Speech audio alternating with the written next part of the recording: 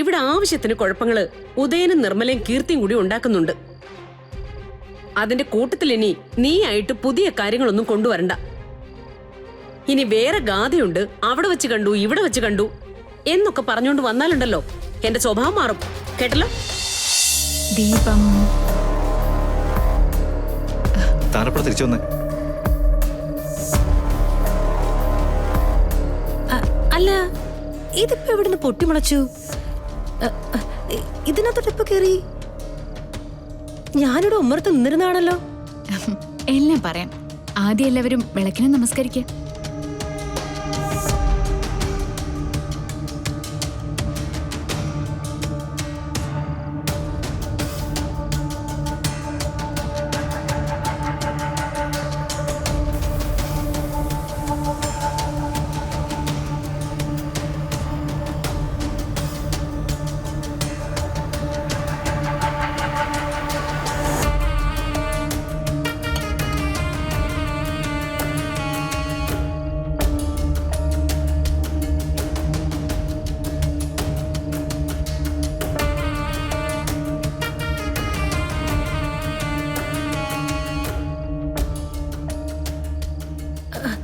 അല്ലല്ല, ഇത് ശരിയാവില്ല. എന്ത് മായം കളിച്ചിട്ടാടി നീ വീട്ടിനകത്തോട്ട് കയറിയത്? എവിടെ കൂടിയാടി നീ കയറി വന്നത്? അമ്മായി, എല്ലാ ചോദ്യത്തിനും ഞാൻ മറുപടി പറയാം. ഞാൻ ഇപ്പൊ വരാട്ടോ.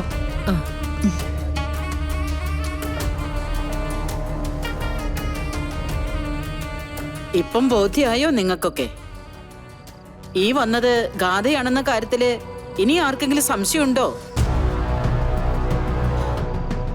എന്താ മാണിക്കുഞ്ഞെ, നിലവിളക്ക് വെക്കാൻ ഇപ്പൊ ഇവിടെ വന്നത് നവീന്റെ ഭാര്യ തന്നെയല്ലേ? അതെ മുത്തശ്ശി, പക്ഷേ എല്ലാരോടും ഞാൻ ക്ഷമ ചോദിക്കാം. ഞാനേ കുറച്ച് ദൂരേക്കാ പോയത്. കണ്ണനാംകുളങ്ങര ക്ഷേത്രത്തില് ഇന്ന് ഒരു പ്രത്യേക നാഗപൂജയുണ്ടായിരുന്നു. എൻ്റെ ഒരു കൂട്ടുകാരി വിളിച്ചു പറഞ്ഞപ്പോഴാ ഞാൻ ആ കാര്യം അറിഞ്ഞ്. നവീന് വേണ്ടി ഒരു പ്രത്യേക പൂജ ചെയ്യണമെന്ന് ഞാൻ ആഗ്രഹിച്ചു. അത്രയും ദൂരേക്ക് പോവാണെന്ന് പറഞ്ഞാ ഇവിടെ ആരും സമ്മതിക്കില്ലല്ലോ. മാത്രമല്ല അവിടെ ചില കഠിനമായ കാര്യങ്ങള് അനുഷ്ഠിക്കാനുണ്ടായിരുന്നു.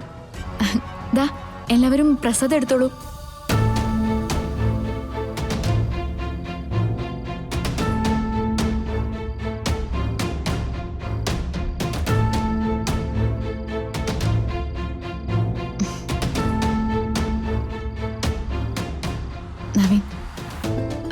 നവീന് വേണ്ടി എനിക്ക് ഇതൊക്കെ ചെയ്യാൻ പറ്റൂ.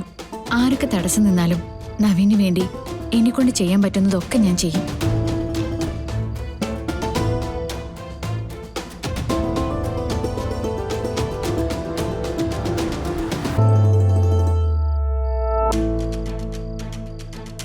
ഗാഥ മാഡം, ഞാൻ ഗാഥ മാഡത്തോട് ഒരു കാര്യം ചോദിക്കട്ടെ? ഗാഥ മാഡം പോയതും വന്നതുമൊക്കെ മോളിക്കുട്ടിയുടെ ഓട്ടോയിലാണോ? മോളിക്കുട്ടിയോ? ഏത് മോളിക്കുട്ടി? അന്ന് പ്രോപ്പർട്ടി അഗ്രിമെന്റിന് അനിയൻ സാറിന്റെ കൂടെ വന്ന മോളിക്കുട്ടിയില്ലേ? ഞാൻ എന്തിനാ ആ കുട്ടിയുടെ വണ്ടിയിലൊക്കെ കയറുന്നേ? ഞാനേ മമ്മിയെ വിളിച്ചു, മമ്മി എനിക്ക് വണ്ടി അയച്ചു തന്നു. ഞാൻ അതിലാ പോയി വന്നേ. അപ്പോഴൊരു പ്രശ്നമുണ്ടല്ലോ. ഈ വീട്ടിലേക്ക് നീ ഏത് വഴിയാ കേറിയേ? പിൻഭാഗം വഴി. അതെന്തിനാ പിൻഭാഗം വഴി കയറിയത്? ഒരു വീട്ടിലേക്ക് ഒരാൾ വരുന്നത് മുൻഭാഗത്തു കൂടിയല്ലേ? അയ്യോ അമ്മ, എന്തൊക്കെയാ പറയുന്നേ? ഇത് എന്റെ വീടല്ലേ. ഏത് ഭാഗത്ത് കൂടെ വന്നാലെന്താ? അതെന്താന്നറിയോ നവീൻ? ഞാൻ വന്ന വണ്ടിയില്ലേ പിൻഭാഗത്തെത്തിയപ്പോ കേടായിപ്പോയി.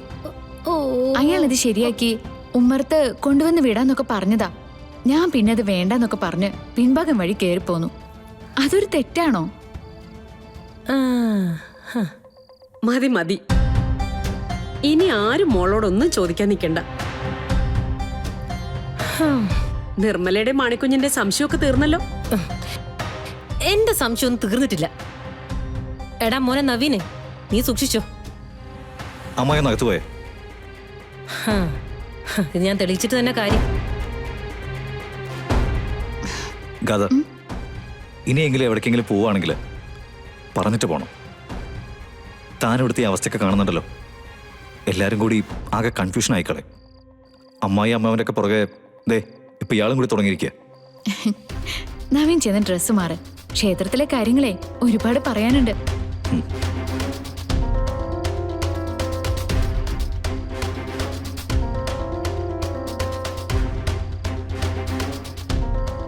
മാണിക്കുഞ്ഞ് അവിടെ നിന്ന് നിന്നേ.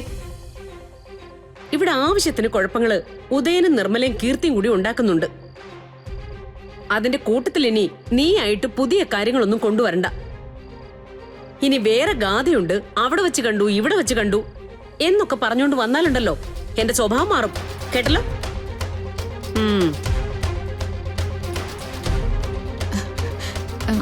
അമ്മ എന്നോട് ക്ഷമിക്കണം. സാരമില്ല മോളെ, നീ പോയത് നവീന് വേണ്ടിയല്ലേ?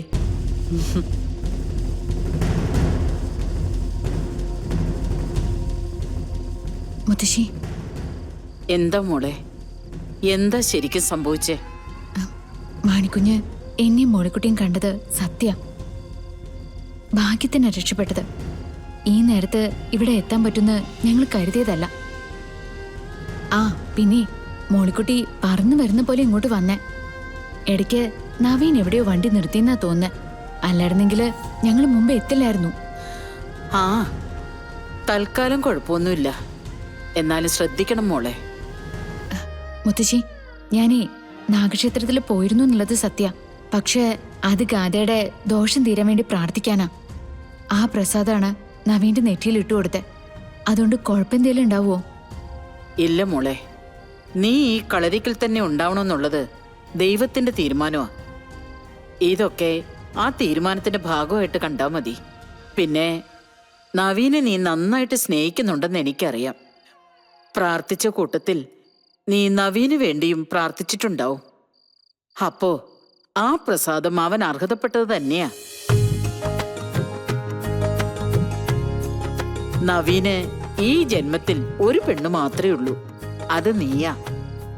എത്ര തടസ്സങ്ങൾ വന്നാലും നിങ്ങൾ ഒന്നിച്ച് തന്നെയായിരിക്കും ജീവിക്കുക. അത് മോള് വിശ്വസിക്കുവോ?